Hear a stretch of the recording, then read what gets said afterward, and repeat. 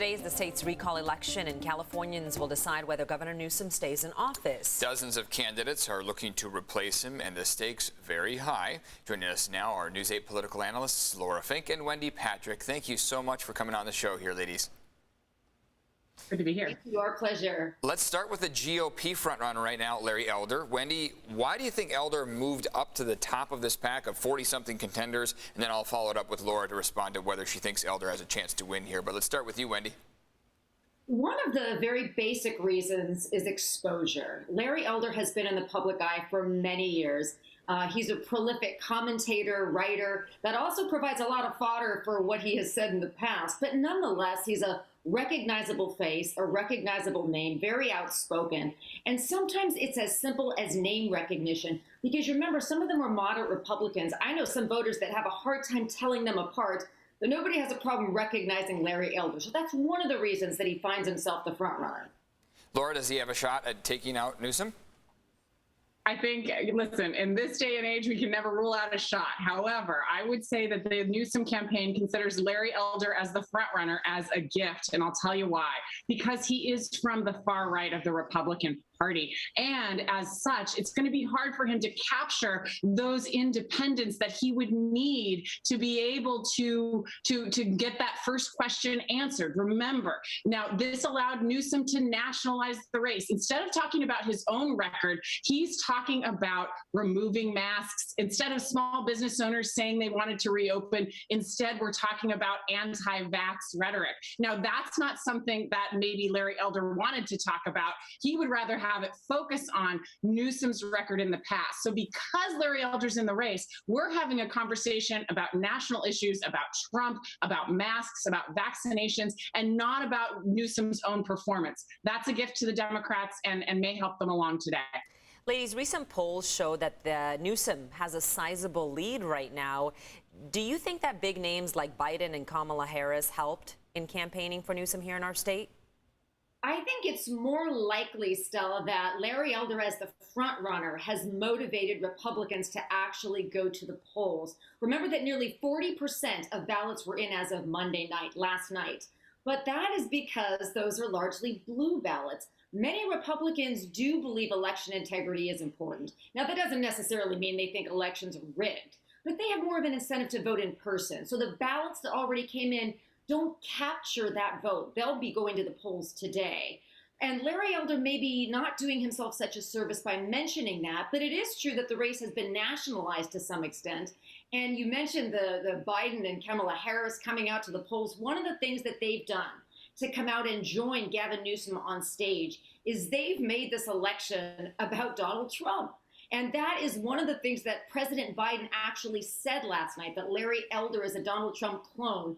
That will resonate with Democrats that still haven't cast those ballots because they have an opportunity to do so all day today.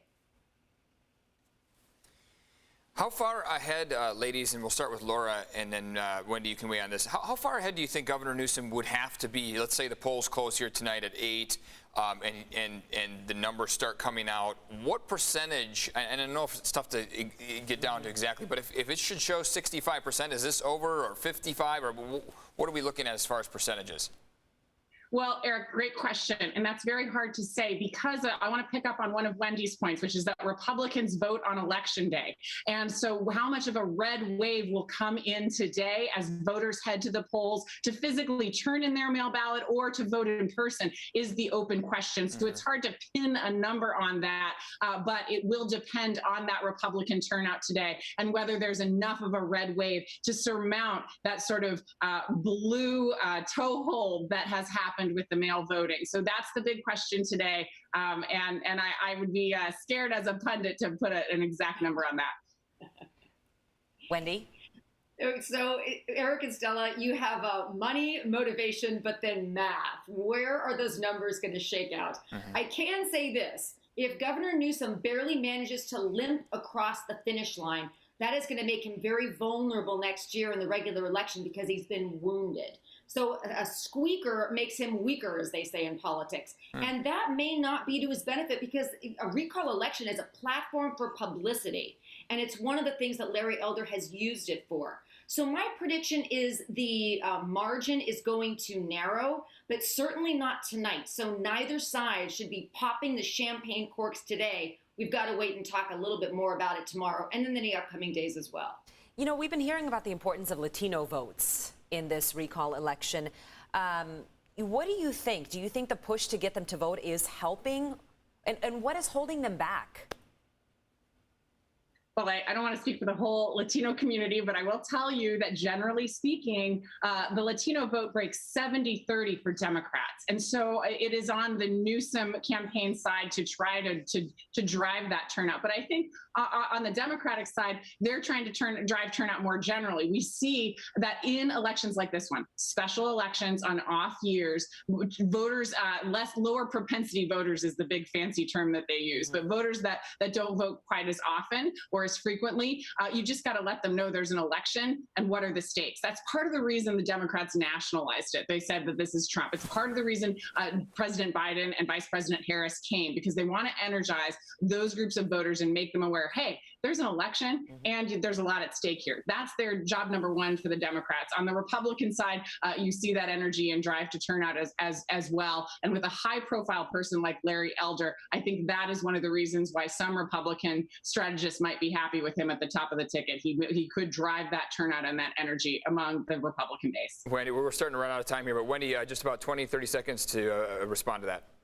I think that complacency complicates this election. And the fact that we do have a high-profile contender is probably one of the reasons that more Democrats are going to turn out to vote. Now, the Latino vote will be counted differently in each of the 58 counties, but one thing is for sure. Unlike many recall elections full of no-names, this colorful cast of candidates is really turning out people to the polls. So we will see more participation, as we already have, in this recall election. Wendy, really appreciate it.